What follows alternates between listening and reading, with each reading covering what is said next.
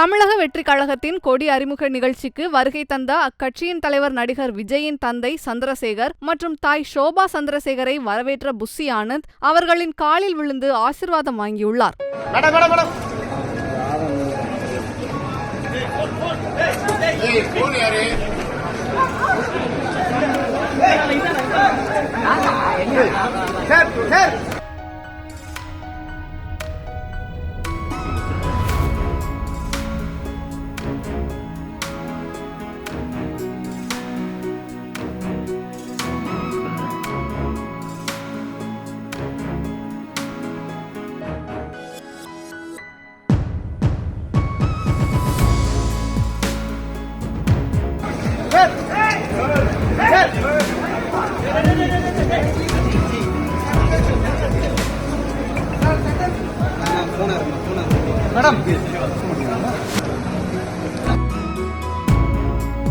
செய்திகளை உள்ளது உள்ளபடி தெரிந்து கொள்ள ரெஃப்ளெக்ட் நியூஸை சப்ஸ்கிரைப் பண்ணுங்க.